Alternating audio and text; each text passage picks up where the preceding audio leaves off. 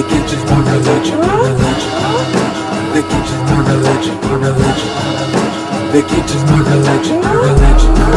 Non-believers read your scriptures, your last days, and the end will be no different, no different. Hey, the kitchen's my religion. I'm transcending now, bear witness by ascension. Ascension should be locked in the cell like attention. The station time kick me out as hell, I'm on suspension. Out of 5,000 names, only one of them is mentioned. Once I catch his microphones, hang them up, that's a lynching. My followers call me saint, because with the first, it's verse in the Bible. If you read it, it's a verse. So one is the spirits in the church. So miss, hit the reverend where it hurts. Slide down on your funeral procession, hit your hearse. Line them up, lay them down on the ground in the dirt. The kitchen's my religion, religion. Turn the heat up while you whipping, whipping. Back me up and you be flipping, flipping. If you not pimping, then you sinning, you sinning. The kitchen's my religion, religion. The kitchen's my religion. Yo, we back. We got another one. Today, I'm gonna be reporting on this guy I just found out about named Clarence Preacher. Now, I've been seeing this picture. Boy, he do look like a menace. And they said he was the demon to all them New York drug dealing ass niggas. Said he was a demon to them. Called this boy the Black Hand. So, I just want to bring his story to y'all, man. Here we go.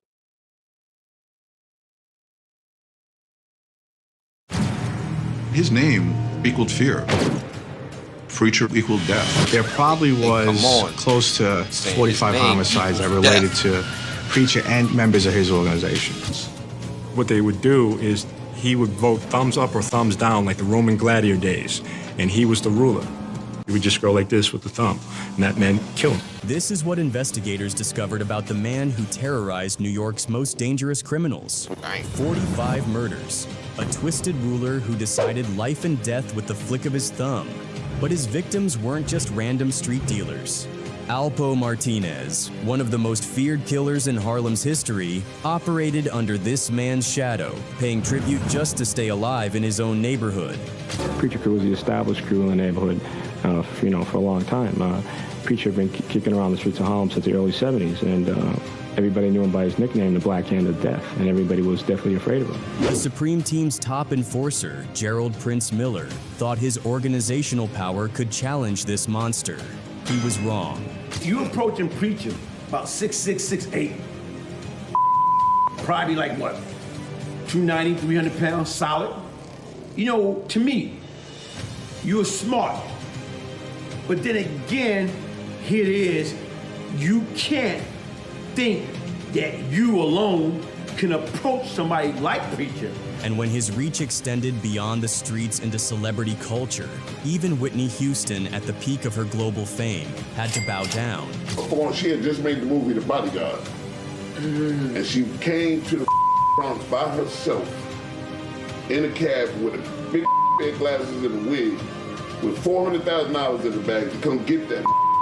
From legendary drug dealers to international superstars, one man had them all terrified. Everyone who lived in his world knew the same truth. You could walk up to anybody in the 32nd precinct. No matter how church-going they are, no matter whether they're businessmen or local drug dealers, they all have a Preacher story. They all know who Preacher is. This is how Clarence Preacher Heatley single-handedly terrorized them all. Look, everybody knows about Alpo Martinez. Dude was moving serious weight from Harlem to DC, making millions, and wasn't afraid to body his own people when it came to business. Then you had the Supreme Team out in Queens. These cats were organized like the mob, controlling whole territories with their enforcer Gerald Prince Miller, who everybody feared. These were the type of dudes who had whole neighborhoods on lock, real kingpins who seemed untouchable. But here's what's crazy. All these legends, all these so-called kings of the street, they all had to bow down to one man. One dude who could roll up on any of them and demand whatever he wanted. That man was Clarence Preacher Heatley. And when people in Harlem heard his name, they knew death was coming. His name equaled fear. Preacher equaled death. This wasn't just another drug dealer trying to get rich. Preacher was something different, a straight-up monster who figured out he didn't need to sell drugs when he could just tax everybody who did. Think about that for a second. While Alpo and Rich Porter were risking their lives moving kilos, Preacher was sitting back collecting tribute from all of them like some kind of street emperor. Standing 6'7" and weighing damn near 300 pounds, Preacher looked like he could break you in half just by looking at you wrong. But it wasn't just his size that made him dangerous. This dude was a master manipulator who could talk his way into your head and make you do whatever he wanted. That's how he got his nickname. When Preacher talked, people listened, not because they wanted to, but because they were scared of what would happen if they didn't. Born in Harlem in the early 50s, Preacher's criminal education started when he was just 9 years old in juvenile detention. By 10, he dropped out of school, never made it past 4th grade. But what he lacked in book smarts, he made up for in street intelligence and pure evil. This man spent most of his young life going in and out of prison, learning how to break people's minds and bend them to his will. When he hit the streets in the early 80s, he wasn't trying to build no traditional drug empire. Preacher had a different plan. He was gonna make everybody else work for him whether they liked it or not. His crew operated like a cult with him as the leader. Members called him Dad, and his word was literally life or death. They had these dudes called janitors who cleaned up after murders, and to become one, you had to kill somebody first. These cats even tattooed mops with blood dripping from them on their shoulders like some sick badge of honor. The police know they just cannot make a case. There's nobody in Harlem, nobody in the South Bronx who's willing to talk because if you go and say it's a snitch, tell us something about the Preacher crew, you're gonna be dead. The basement of 2075 Grand Concourse in the Bronx became his house of horrors. This is where Preacher would hold these twisted trials, making his crew vote on whether someone lived or died with a thumbs up or thumbs down. If you got the thumbs down, you were about to be tortured, murdered, and chopped up while everybody else watched. This wasn't just business. This was psychological warfare designed to keep everybody in line through pure terror. Now let me tell you how Preacher had these so-called street legends shook. Rich Porter was that dude in Harlem, young, flashy, moving serious weight and making millions before he was even 25. This cat had the cars, the jewelry, the whole nine, and everybody respected his gangster. Alpo Martinez was his partner, another killer who wasn't afraid of nobody and would murk his own people if the money was right. But when Preacher decided he wanted a piece of their action, all that tough guy's show went out the window real quick. Big Ross was tight with Rich Porter back then, and he tells the story of what happened when Preacher pulled up on him when he was just an 18-year-old trying to get his hustle on. I seen the black Benz, the black jet black Benz with the name Preacher abbreviated on the back. They approached me before. You tell your boss, leave some money down, in the garbage can down the block. Picture this. You're 18 years old trying to make some money on the block, and this jet black Mercedes with Preacher on the back pulls up like the Grim Reaper. Out steps this giant who looks like he could snap you in half, and he's not asking for money. He's telling you to put $15,000 in a garbage can down the street. For a young dude just starting out, that's months of profit. But Big Ross knew he didn't have a choice. When he called Rich Porter about the situation, hoping maybe his connect could help him out, Rich's response said everything about how these streets really worked. So when you beat Rich and he responded back to you, and you told him the situation, what he said? Shut it down. Shut the whole spot down? He said shut it down for right now. I'll be back later on. Think about that for a minute. Rich Porter wasn't no punk. This dude had built his reputation on violence and had been in shootouts with rivals who tried to test him. But when it came to Preacher, there was no "let's handle this" or "call the crew." It was straight up, shut everything down right now, because Rich understood the hierarchy. Preacher wasn't someone you fought, he was someone you paid. This is how Preacher revolutionized the extortion game. Traditional protection rackets took time, relationships, negotiations. Preacher's system was simple. He'd pull up, make his demand, and collect from dealers who knew that saying no meant death. And not just death. We're talking about the kind of torture that would make you beg to die. Preacher looked at me and Preacher said, yo, what's up? You owe me some money. I said, yo, what I owe you for? He said, yo, you know when the police came, they ran up at my spot instead of your spot. Y'all was out there making all that noise, blah, blah, blah, blah, blah, blah. And this is a true story. I'm standing there. Roger Bonds had his own run-in with Preacher that shows how this dude's mind worked. When the police raided Preacher's spot by mistake because of noise from Bonds' operation, Preacher held him responsible and demanded payment for the inconvenience. The wild part? This confrontation happened right in front of Rich Porter and Alpo Martinez, two of the most feared dudes in Harlem, and they just stood there and watched. That tells you everything you need to know about the real power structure. Even Alpo, who would eventually kill Rich Porter over money, never tried to challenge Preacher directly. These dudes understood that while they might be willing to kill their friends for profit, Preacher was the apex criminal who everybody else paid tribute to stay alive. But he was mostly into extortion, extorting drug dealers. These are guys that are violent. Hold up, man. Yo, I did not know my man was a demon like that, man. He got Alpo, Rich Porter, he got all them dudes running it in, man. Let's go. That was Preacher's. What you need to know is that the Supreme Team was different from your average street crew. These cats out in Queens had their operations put together. They were organized like a real business, controlled territories through strategy and violence, and had built one of the most sophisticated drug operations in New York. Gerald Prince Miller was their main enforcer, the dude other criminals called when they needed problems solved permanently.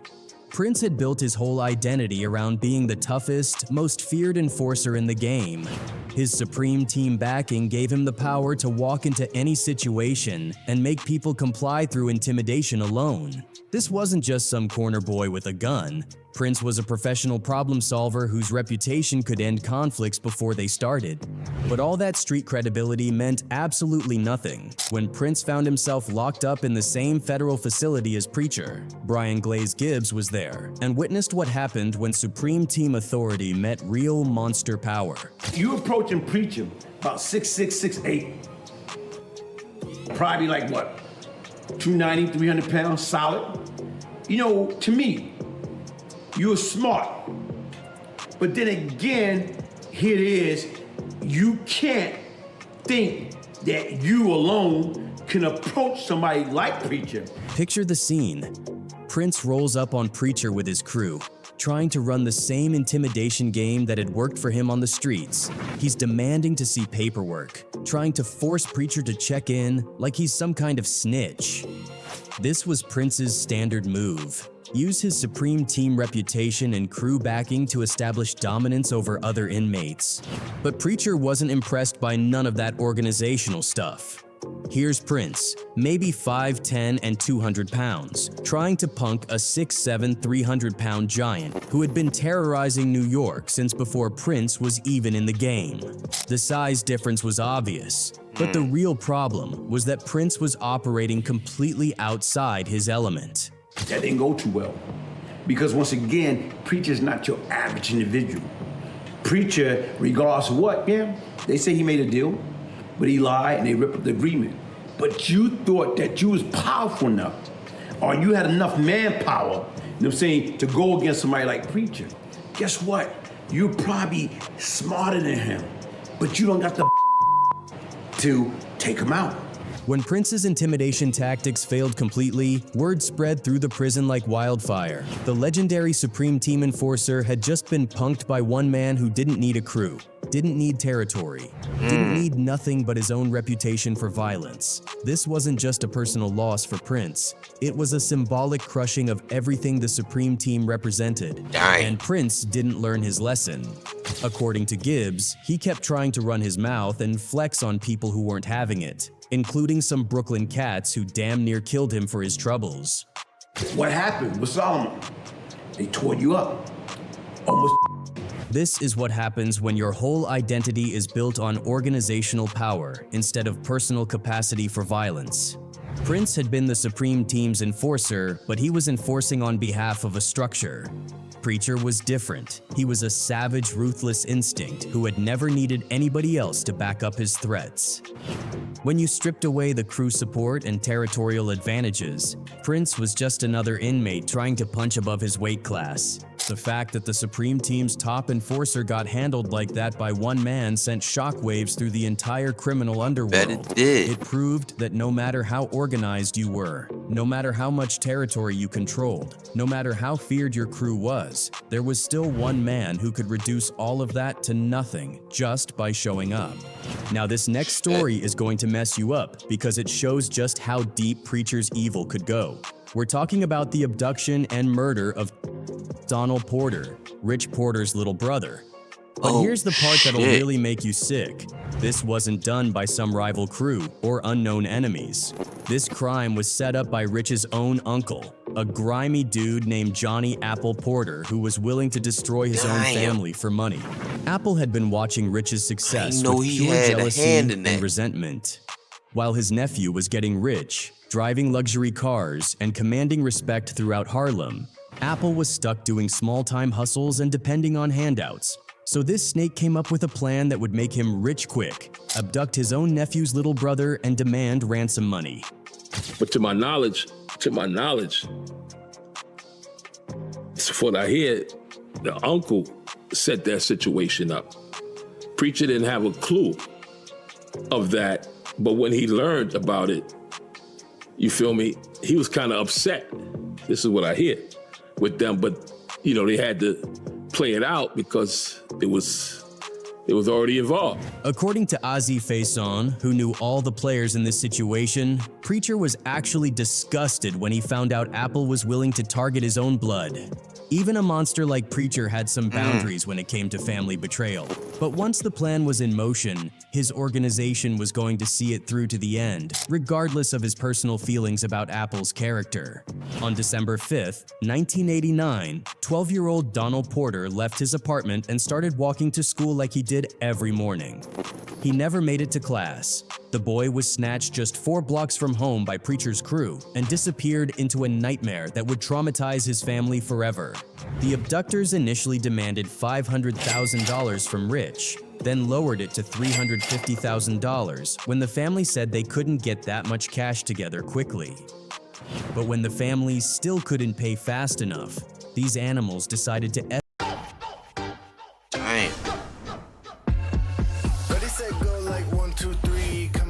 escalate their tactics to prove they were serious about collecting their money. It wasn't just a conversation with him speaking to his little brother. They had already cut his little brother's finger off. That's the voice of a 12-year-old boy begging for his life after these monsters cut off his finger and recorded him crying in pain. They put that recording in a coffee can along with his severed finger and left it in a McDonald's bathroom for his family to find. This wasn't just extortion. This was psychological terrorism designed to break his family's spirit and force them to pay whatever these demons demanded. But then, the situation got even worse. On January 4th, 1990, exactly 1 month after Donald was abducted, Rich Porter was murdered by his own partner, Alpo Martinez, over some drug money dispute. Big Ross, who was close to Rich during this crisis, described how different Rich and Alpo's approaches were to the abduction. Everybody's Poe basically wanted to kill him. I mean, Rich did too, but, you know, Poe was more focused on...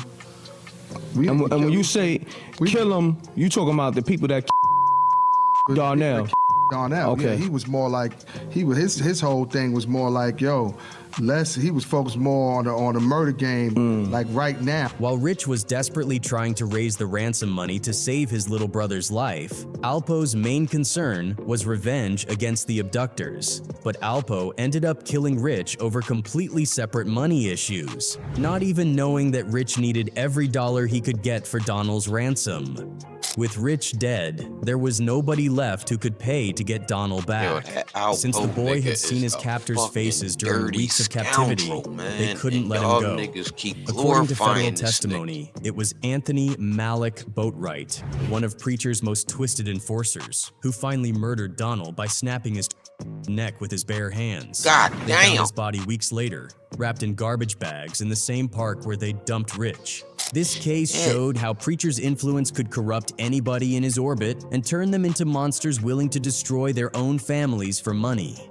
Apple's willingness to betray his own nephew's revealed the kind of moral bankruptcy that Preacher's presence could inspire in people around him. Now, this story right here is going to blow your mind because it shows just how far Preacher's reach extended beyond the streets. We're talking about April 1993, when Whitney Houston was literally the biggest female entertainer on the planet. The Bodyguard had just made her even more famous than she already was, and she was at the absolute peak of her career. But none of that fame, none of that money, none of that star power could protect her from having to personally deliver $400,000 in cash to save her husband from Preacher's clutches. The whole situation started because Bobby Brown had a serious coke problem and was getting drugs on consignment from dealers who expected to be paid back. That Whitney Bobby Houston owed put him on too. $25,000 to some New forgetting Jersey that. dealer, She was which the wasn't base even head that much first. money by drug dealer standards, but it became a huge problem when Preacher got wind of it. See, Preacher was at a gambling table when he ran into this frustrated dealer who was complaining about Bobby's unpaid debt. Instead of just helping the man collect his money, Preacher saw an opportunity for a much bigger score. He told the dealer he'd take over the debt, paid him off, and now Bobby owed Preacher instead. But Preacher wasn't planning to collect just $25,000 from a celebrity who could afford way more than that. They got on the phone and talked to Whitney and told her, you know, serious, don't go calling nobody and all this. You come here and get this. The abduction went down exactly like all of Preacher's operations. Methodical, brutal, and designed to break people's minds. They lured Bobby out of a Manhattan nightclub with promises of more coke.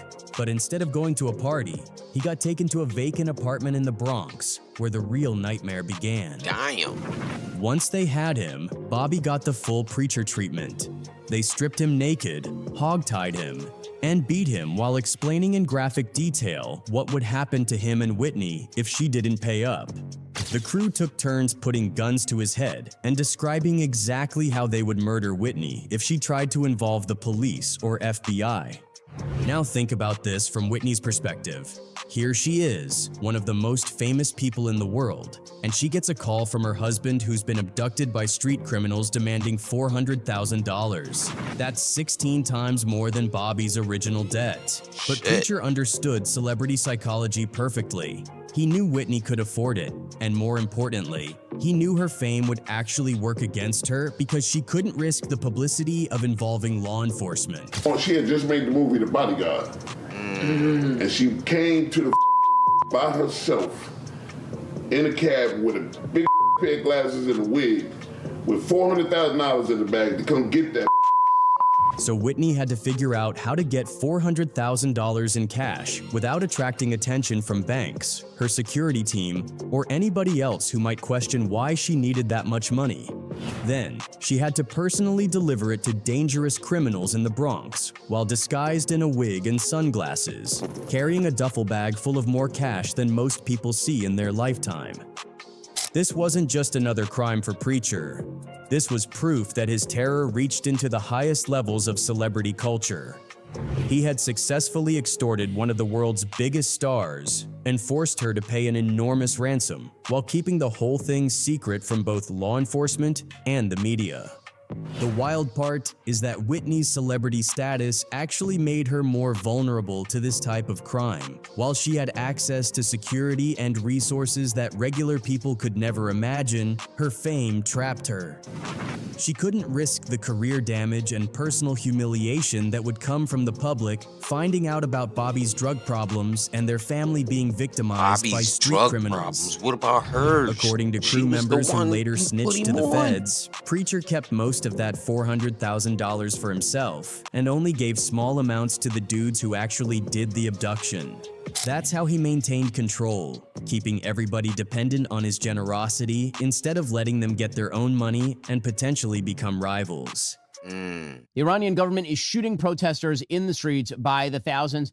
Why is the hue and cry among This Whitney Houston situation proved that Preacher's appetite for victims had no limits whatsoever. From street dealers to global superstars, from Supreme Team enforcers to innocent children, nobody was safe when the Black Hand of Death decided you had something he wanted.